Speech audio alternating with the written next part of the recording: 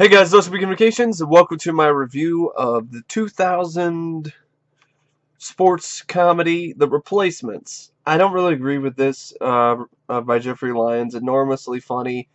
The Replacements is a film that I remember catching on TV a bunch of times when I was growing up, and I'd catch it on bits and pieces of it, and it'd be a time waster for me.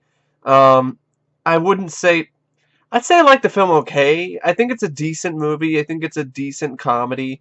I honestly I think Necessary Roughness is a bit better, um, which is weird because before I thought Necessary Roughness was worse than The Replacements, but after watching Necessary Roughness again, I would have to say it's better than The Replacements.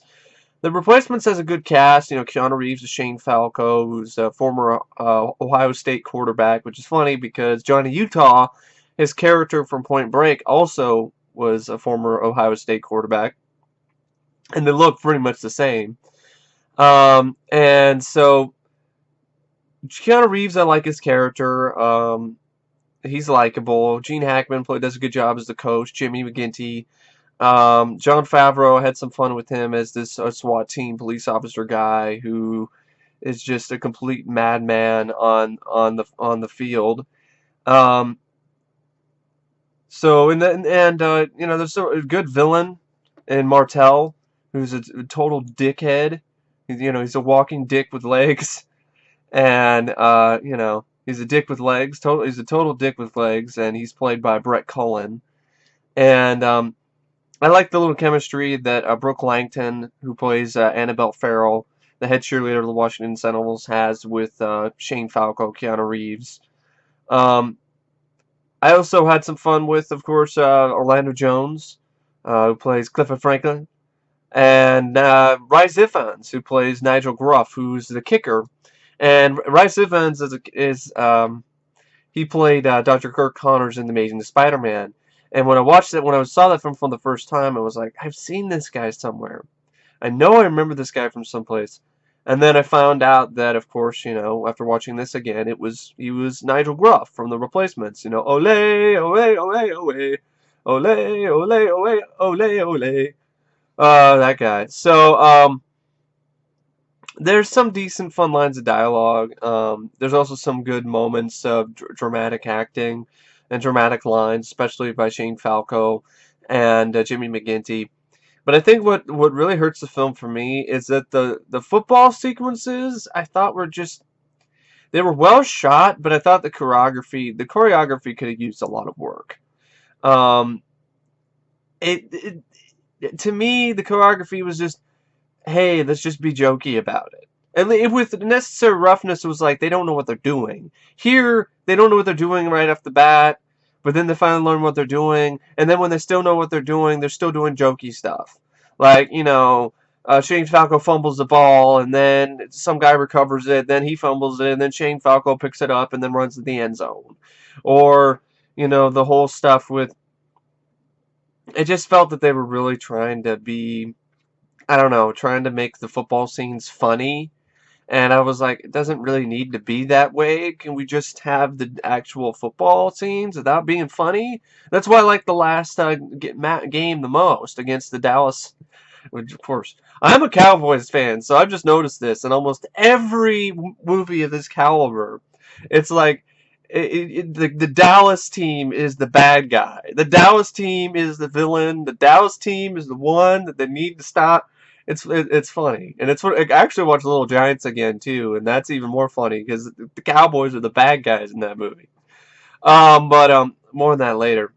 But it's just I just thought a little bit to be desired. I thought some of the football scenes were okay, but I honestly thought the Waterboy had better directed football sequences. Now the director is Howard Duetch. He does okay. It's some decent direction. Um, but like I said, I mean, a lot of the other characters, other than Shane Falco and Nigel Gruff and Bateman, played by John Favreau, and of course, you know, Clifford Franklin. You know, I had some fun with the tight end who's deaf, played by David Denman, Brian Murphy. But you know, some of the other characters are just, you know, I didn't really care for the sumo wrestler guy. He's just a fat guy who loves food. Um, Ray Wilkinson was just a former star who, served a prison sentence for assaulting a police officer, and he's allowed to play. Walter Cochran is, he believes in the power of the Lord, and he played one game in the pros and blew out his knee, so he wants to score a touchdown, and that's his whole dream. So pretty much the film, it's written by Vince McEwen, and it's got a score by John Debney, which is not much, but it's actually one of his one of his lesser scores. And so the film itself was originally supposed to be a lot grittier, a lot darker, and Jon Favreau signed on for the film because it was a gritty, darker, R-rated film. But the producers came in and they made it PG-13, and it shows. It's a film that I think could actually be considered a real classic if it was rated R. Because there's a lot of these elements in it that seem like it should be in a rated R movie, but then it just kind of just wimps out a little bit on it, which I don't understand why. But anyway, the film, it's loosely based on the true story of the Washington Redskins, who in the 1987 NFL season, there was a player strike, and they were the only team to win all three of their games with their replacement players to help them make the playoffs. So that's pretty much the gist of the film's plot, is taking that and adapting it to a fictional football league, of course, and making a film about it, which is what makes it interesting. But I think the problem is the film is just so chock full of cliches, and I think that's the issue. Even the romance between Shane Falco and the head cheerleader, there's chemistry, but it's really cliched. It's just, there's nothing in the film that really surprises you. And I thought with Necessary Roughness, it was a film about, these losers, a team that they had to assemble from, like, underclassmen, people who didn't get scholarships, and of course they weren't going to play football right away very well. And so the Iron Man football thing made it different, because I didn't see that very often, where they have to have the players play offense and defense on film. And of course the female kicker, played by Kathy Ireland, and the 34-year-old freshman quarterback, played by Scott Bakula. Here, Shane Falco's an older guy as well, but it's just, you had no doubt in your mind that they were going to make it to the final. They were going to win and get to the playoffs. It just didn't. There was a little bit of intrigue, but not much. And I think that's the thing about the film that is the reason why I just think it's okay. It's an okay movie because it's entertaining, because it's, fast-paced. It's got some humorous moments here and there, with the whole stuff where they're singing I Will Survive in the prison cell, and, stuff with Clifford Franklin, and, and so forth. And there's some fun stuff, and good performances by the cast. It's just the screenplay is just, other than a few lines here and there, it's very bland. And it might have been a better screenplay if it was rated R, but then it was toned down. So I'm just wondering what the original screenplay was like. But anyway, the film opens up with Shane Falco, who choked in his final game with Ohio State and failed to succeed in the pros, doing his job cleaning the bottom of people's boats. And underwater, he finds a metal trophy with a football label, Shane Falco All-American, and he pretends he's playing football again, which I liked, And there's another thing about the film I like is the soundtrack. It does a good job using, particular songs to get a certain mood. And meanwhile, the fictional Washington Sentinels are shown playing a game in which commentators John Madden and Pat Summerall mention a players' strike taking place over salary disputes. As the game winds down, Sentinels quarterback Eddie Martell chooses to slide to the ground instead of scoring the game-winning touchdown to avoid getting injured. Later that day, the owner of the Sentinels, played by this actor who always plays these crotchety old men, Jack Warden, Edward O'Neill, is the owner of the Washington Sentinels.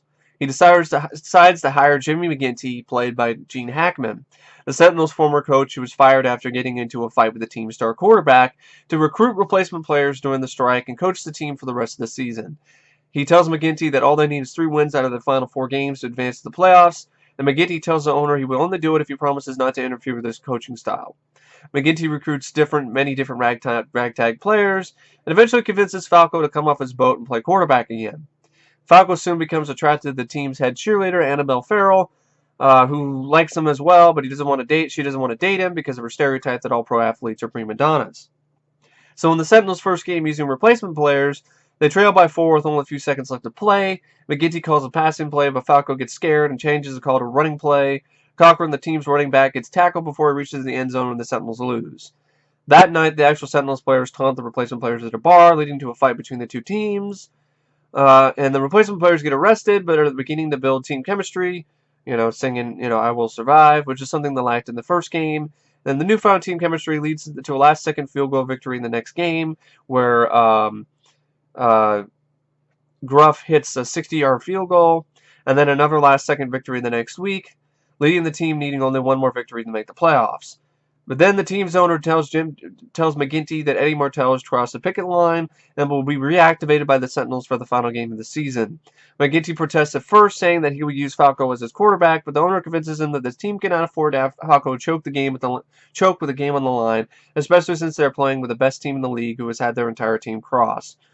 And a heartbroken McGinty tells Falco that he'd been cut in favor of Martell, but Falco accepts the news, saying that it's best for the team since Martell is better than him, to which McGinty says that Falco has heart, and Martell does not.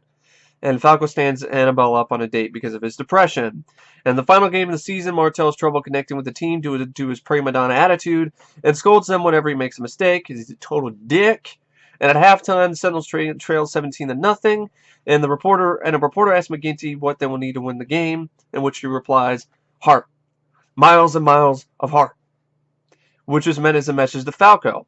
Falco hears him and hears him say this on TV, and he comes to the game during halftime, and the rest of the team kicks Martell out of the locker room. This is a moment where the film isn't really that cliched. I mean, I like the last game. I really do. I like the whole thing with Martell being a dick, treating his players like shit, including treating the deaf guy like shit, and just being an all-around asshole. And not taking hits, and just not even taking the plays, and just doing his own thing, and just not even honestly being a team player. And so they end up, the team kicks Martell out of the locker room, and Falco runs onto the field at the start of the half and draws loud and thunderous applause from the fans. And this final scene was shot in Baltimore Ravens stadium, their actual home stadium. And the owner, or I think it was the owner, or it was one of the scout guys, was watching Keanu Reeves throw the ball around, and Keanu, he liked Keanu enough that he invited him to camp for a tryout to try to get a spot on the team. But of course, Keanu's like, I don't want to get hit, so he probably said no. But the thing is, Keanu could throw the ball. He was very athletic, and he could actually throw the ball really well. And there's one thing about this DVD, it's a good DVD, and I like the features on it. There's 2 documentaries. One, First Look, from HBO about the making of the film, and then an actor's guide to football, which was pretty interesting. Which is pretty interesting to hear, about the actor's guide to football.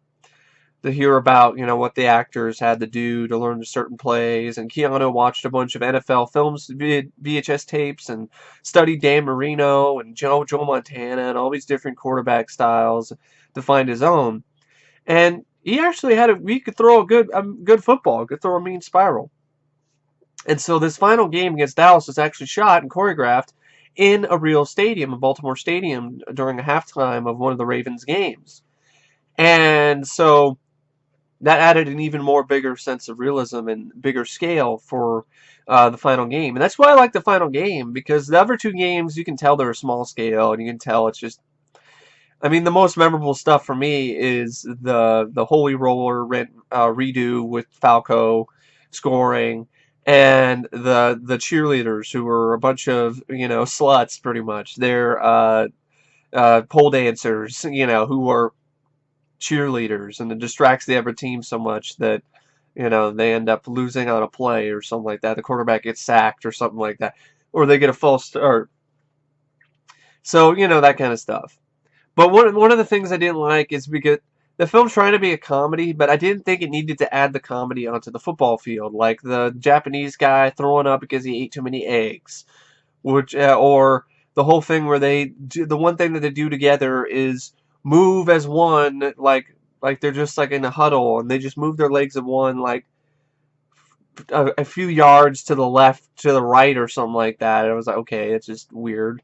The final game, they end up kicking, just getting a bunch of personal foul penalties, I guess, to try to intimidate Dallas, but it just it looked silly to me, doing drop kicks and stuff. I mean, at least in Necessary Roughness, it wasn't taken seriously at all. The whole movie was a straight up comedy.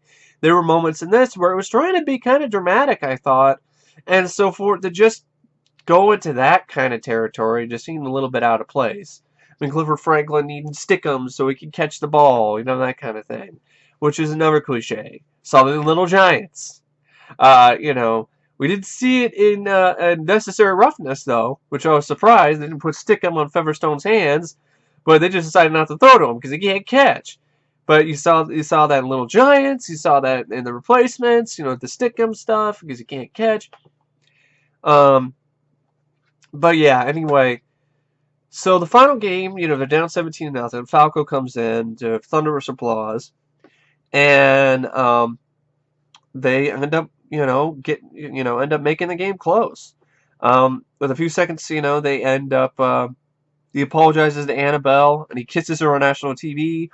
Cochran is able to run for a touchdown at the beginning of the half before injuring his leg. The Sentinels then score again to cut the lead to 17-14. And with only a few seconds left in the game, McGinty calls for a field goal to tie the score and to go into overtime. When Nigel the Leg Gruff, the kicker, gets set, he tells Falco he cannot kick the field goal, but several men in the audience will take his pub and beat the shit out of him because he's taken money from these gangster guys and hasn't paid them back.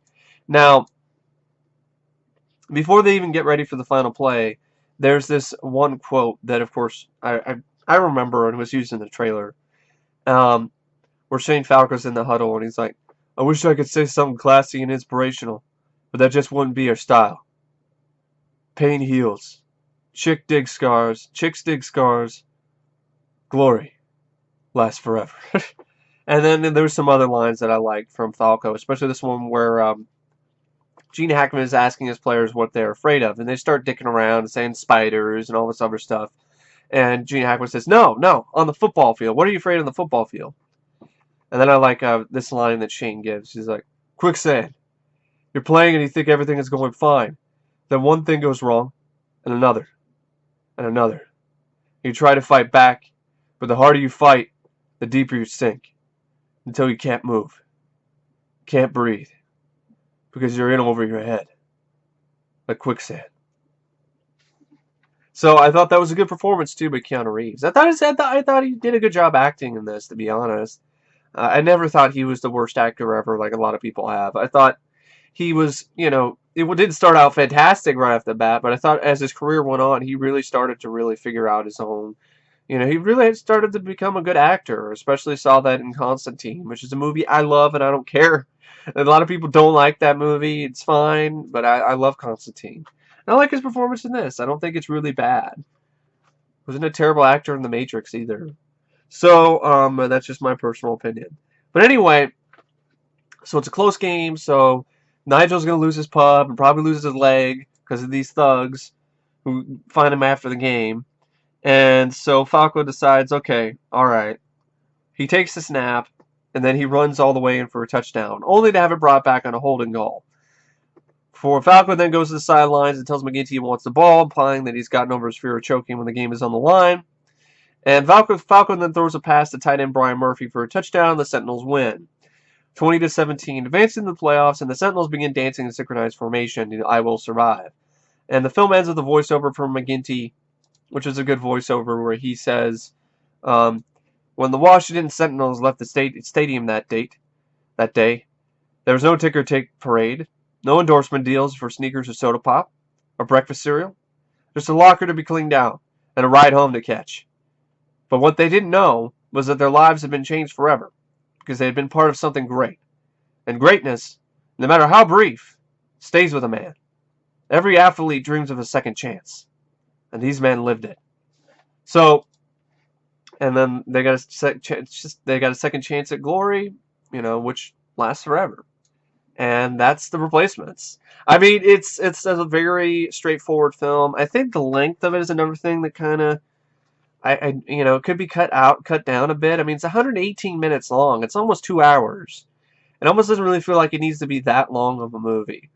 And I just thought the humor, for the most part, was, I think I'd use the word I usually don't use this word, but it kind of does apply to here. It's kind of cute. It's not really.